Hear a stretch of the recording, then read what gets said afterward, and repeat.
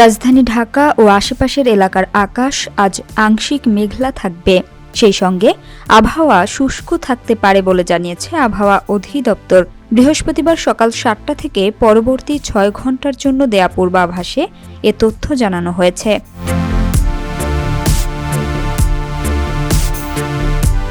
পূর্বাভাসে বলা হয়েছে, আজ দুপুর পর্যন্ত আকাশ অস্থায়ীভাবে আংশিক মেঘলা থাকতে পারে। সেই সঙ্গে আবহাওয়া প্রায় শুষ্ক থাকতে পারে। পাশাপাশি উত্তর বা উত্তর পশ্চিম দিক থেকে ঘন্টায় ৬ থেকে ১০ কিলোমিটার বেগে বাতাস প্রবাহিত হতে পারে। এছাড়া দিনের তাপমাত্রা অপরিবর্তিত থাকতে পারে। এদিকে সকাল ৬টায় ঢাকার তাপমাত্রা রেকর্ড করা হয়েছে ১৭.৭ ডিগ্রি সেলসিয়াস।